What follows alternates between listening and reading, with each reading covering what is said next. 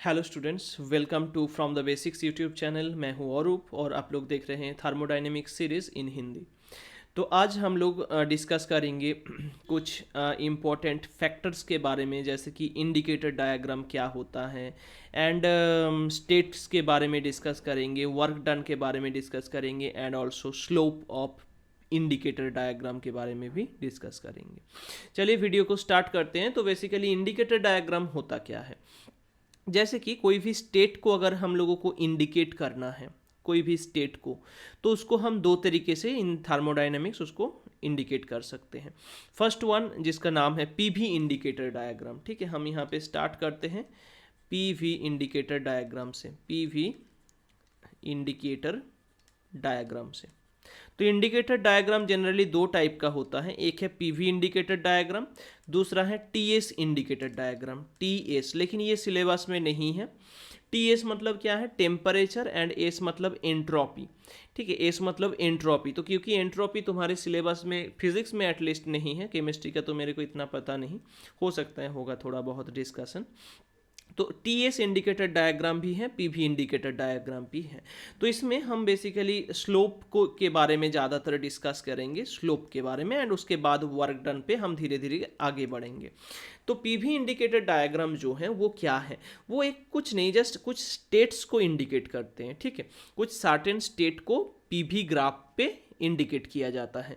ठीक है, जैसे कि एक गैस है, मान लो कुछ प्रेशर है P1 एंड वॉल्यूम है V1 किसी एक पर्टिकुलर टेम्परेचर पे, तो उस टाइम पे उसको पीवी प्लॉट में एक पॉइंट जैसा दिखेगा पीवी डायग्राम पे, कि वो इंडिकेट करेंगे उस पर्टिकुलर स्टेट को, तो उसको कहते हैं पीवी इंडिकेटर डायग्राम। सेम तरीके से एंट्रोपी टेम्परेचर का है, लेकिन क्योंकि वो सिलेबस में नहीं है तो उसको हम छोड़ देंगे।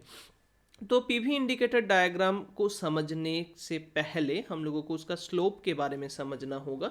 तो स्लोप होता क्या है, स्लोप मतलब थोड़ा सा बोल रहे हैं जस्ट, स्लोप मतलब कि एक्स एक्सिस के साथ कितना टैन का कितना एंगल बनाते हैं। मतलब अगर मान लो एक्स पॉजिटिव एक्स एक्सिस के साथ कोई लाइन थीटा एंगल बना रहे हैं, तो tan of that angle is known as slope of the curve, okay, या स्लोप ऑफ द लाइन। अगर मान लो किसी कार्ब का निकालना है, तो किसी कार्ब का निकालेंगे तो उसका टेंजेंट पहले ड्रॉ करेंगे किसी पॉइंट पे, टेंजेंट ड्रॉ करके उस टेंजेंट का हम देखेंगे कि कितना स्लोप है, तो उसको स्लोप कहते हैं। स्लोप मतलब क्या है, पॉजिटिव, मतलब tangent of the angle made by the line with the positive x axis. ठीक है, उसको स्लोप कहते हैं। अभी पीवी इंडिकेटर अच्छा, स्लोप पॉजिटिव एंड नेगेटिव दो टाइप का हो सकता है, जीरो भी हो सकता है, इनफाइनाइट भी हो सकता है।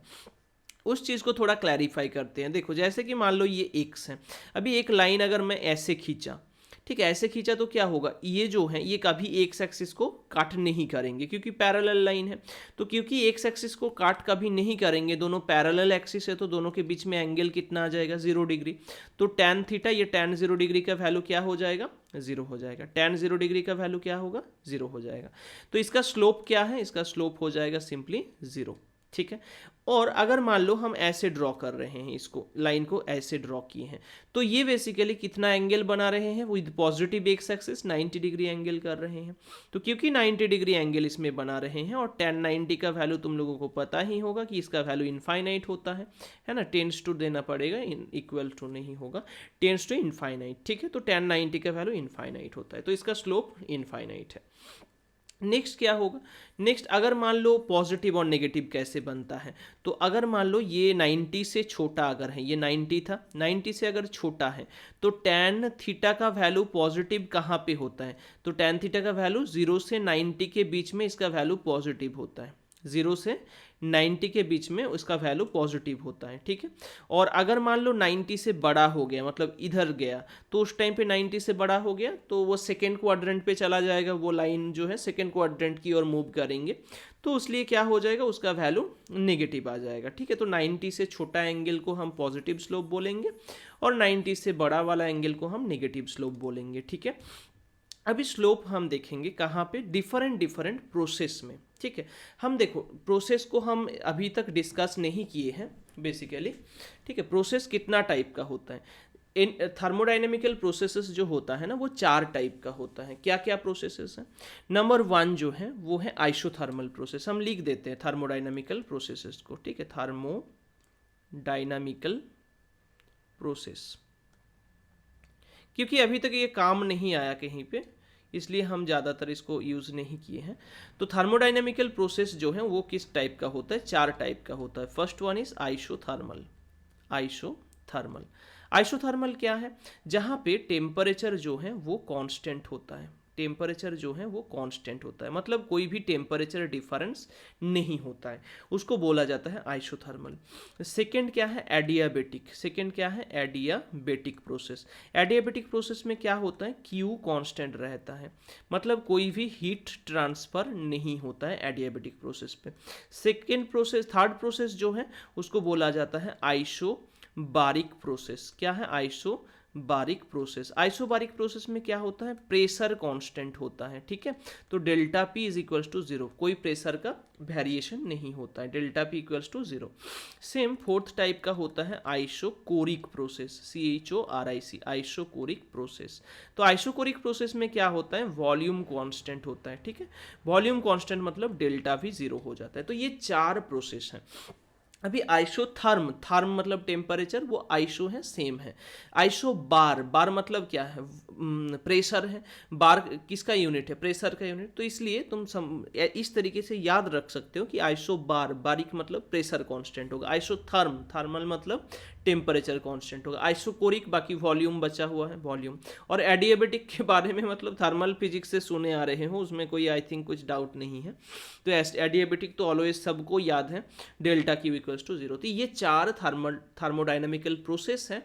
एंड 4 थर्मोडाइनमिकल प्रोसेस के लिए हम आइडियल गैस जब लेंगे, कोई भी मान लो आइडियल गैस है, उसको, उसका जब स्टेट चेंज होगा, एक स्टेट से दूसरे स्टेट पे चेंज होगा, तब पीवी इंडिकेटर डायग्राम पे वो कैसे शो होगा, उस चीज़ के बारे में हम इस क्लास में बेसिकली डिस्कस करेंगे, ठीक है। तो देखो कैसे चेंज होगा, हम इसको इरेज कर देंगे, ठीक है, इसको इरेज कर देते। इस चीज़ को लेकिन याद रखना है, ठीक है, इस चीज़ को याद रखना है। देखो जो थर्मोडाइनमिकल डिफरेंट प्रोसेसेस हैं, उसमें हमारा आइडियल गैस इक्वेशन यूज होगा। आइडियल गैस इक्वेशन क्या है, PV is equals to nRT, है ना, ये आइडियल गैस इक्वेशन है। तो अगर हम इसमें मान लो पीवी इंडिकेटर डायग्राम पे हम स्लोप चाहते हैं, इधर वॉल्यूम है इधर प्रेशर है, अगर इसमें अगर स्लोप चाहते हैं तो पहले ग्राफ को प्लॉट करना होगा ना, उसके बाद स्लोप मिलेगा। तो ग्राफ को हम प्लॉट करेंगे, लेकिन पहले देखते हैं कि इसमें से हम क्या निकाल सकते हैं, ठीक है, जिसके मदद से हम कुछ करेंगे, ठीक है। ये पीवी इक्वल्स टू क्या है, एनआरटी है। अगर मान लो आइसोथर्मल प्रोसेस है, क्या है, आइसोथर्मल प्रोसेस, ठीक है, आइसोथर्मल प्रोसेस है, तो उसमें क्या होता है, टेम्परेचर कांस्टेंट रहता है। टेम्परेचर कांस्टेंट मतलब इस रिलेशन पे क्या कुछ चेंज आएगा, ऑब्वियसली सर क्यों चेंज नहीं आएगा, क्योंकि पीवी इक्वल्स टू एनआरटी है ना, तो ये ना कांस्टेंट हो जाएगा, है ना।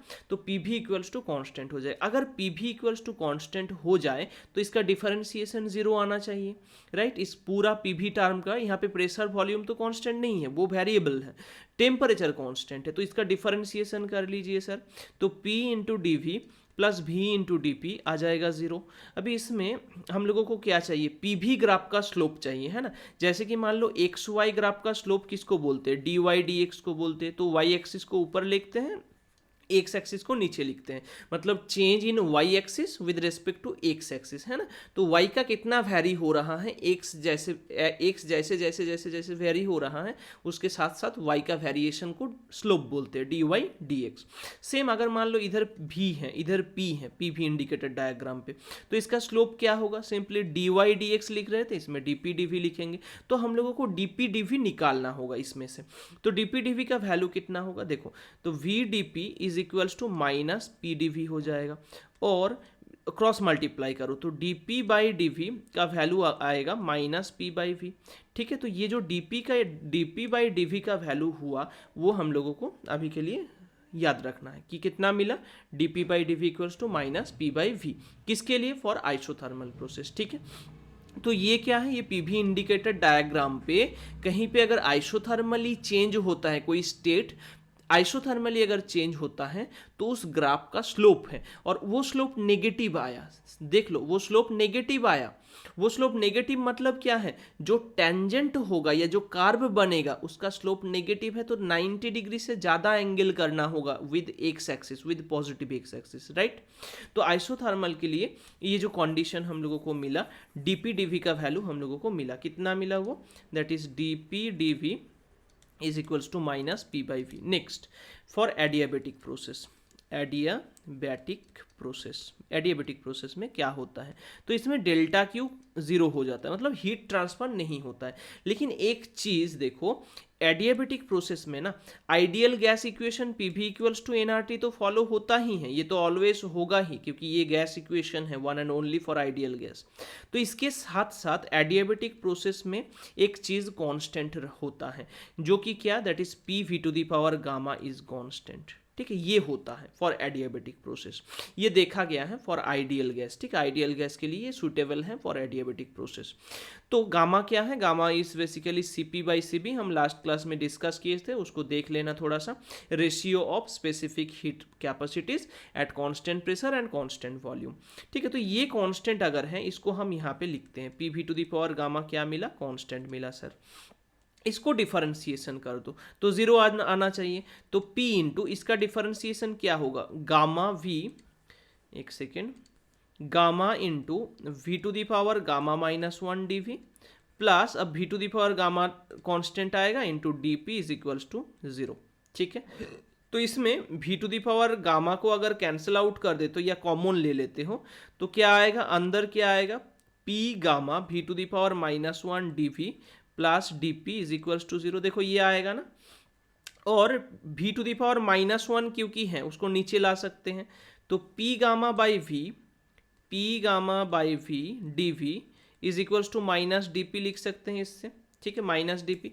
अब क्या करना है, इस ये जो मिला हम लोगों को, ठीक है, ये जो मिला हम लोगों को, तो dp का वैल्यू क्या होगा, dp is equals to minus p gamma by v dv, dv जो है इसको नीचे लेके आ जाओ तो स्लोप आ जाएगा, dp dv का वैल्यू कितना मिला, minus p gamma by v, dp dv का वैल्यू क्या मिला, minus p gamma by v. यहाँ पे कितना मिला था sir, minus p by v. तो कौन ज़्यादा हुआ, किसका वैल्यू ज़्यादा हुआ, स्लोप तो दोनों का नेगेटिव है, उसमें तो कोई मतलब पीछे नहीं है, दोनों का ही नेगेटिव साइड है, ठीक है। लेकिन किसका वैल्यू ज़्यादा है, गामा का वैल्यू लास्ट क्लास में हम बोले थे Cp by Cv is greater than one, है ना। क्यों ग्रेटर देन वन होता है वो भी डिस्कस किए थे, क्योंकि gamma is equal to Cp by Cv, और Cp तो ऑलवेज Cv से ज़्यादा होता है ना। Cp माइनस Cv करोगे तब R मिलता है, जो कि पॉजिटिव वैल्यू है एक, तो Cp क्या है, Cv से बड़ा है, तो गामा का वैल्यू क्या हो जाएगा, ग्रेटर देन वन आ जाएगा।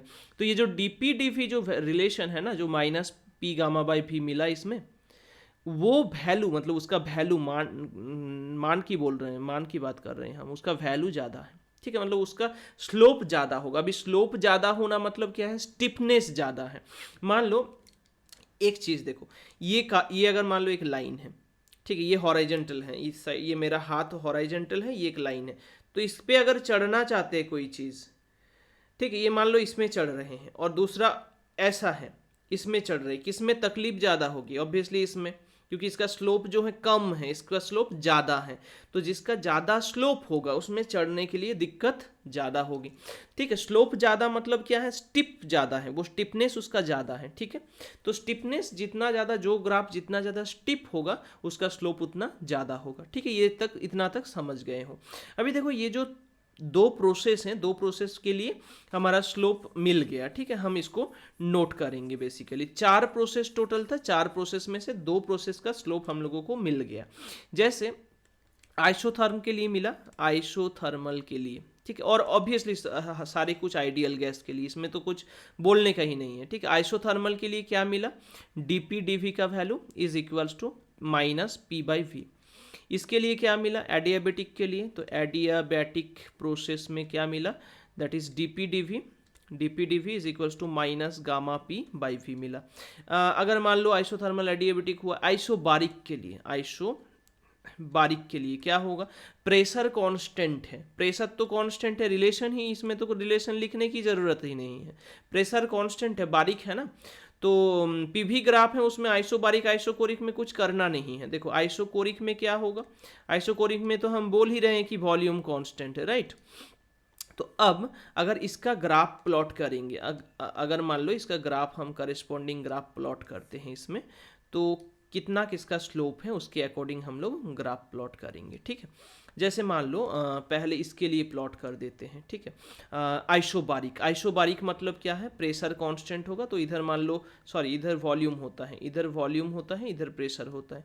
तो मान लो प्रेशर कांस्टेंट है, प्रेशर कांस्टेंट मतलब लाइन कैसा जाएगा, इसमें लाइन ऐसा जाएगा, ऐसा, ठीक है। किसी मान लो जीरो स्टेट से ना स्टार्ट होके कुछ एक मतलब वैल्यू है इसमें, इस जगह पे कुछ वैल्यू है, वहाँ से स्टार्ट हो रहा है, तो ऑब्वियसली वो कांस्टेंट प्रेशर मतलब पैरेलल टू वॉल्यूम एक्सिस होगा। इसमें वॉल्यूम कांस्टेंट है, वॉल्यूम ही अगर कांस्टेंट होगा मतलब प्रेशर कितना भी वैरी करे, प्रेशर चाहे कितना भी वैरी करे, वॉल्यूम उसका चेंज नहीं हो रहा है, वॉल्यूम फिक्स्ड है, ठीक है। देखो इसमें क्या है, वॉल्यूम फिक्स्ड है, वॉल्यूम जितना भी होगा फिक्स्ड होगा, प्रेशर जितना भी होगा इसमें फिक्स्ड होगा, ठीक है।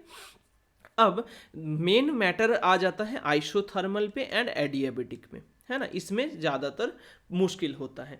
तो आइसोथर्म एंड एडियाबेटिक का स्लोप देखो, किसका स्लोप ज़्यादा था, एडियाबेटिक का स्लोप ज़्यादा था, तो ऐसे स्टिफनेस उसका ज़्यादा करना होगा किसी भी तरीके से, और नेगेटिव स्लोप होगा, मतलब ऐसे तो होगा नहीं, क्योंकि इस पर अगर टेंजेंट ड्रॉ करोगे ये एंगल जो हो जाएगा ये लेस देन 90 डिग्री होगा, तो पॉजिटिव स्लोप हो जाएगा। तो ऑब्वियसली लाइन को या कर्व को ऐसे ड्रॉ करना होगा ताकि इसमें नेगेटिव स्लोप आ सके, है ना।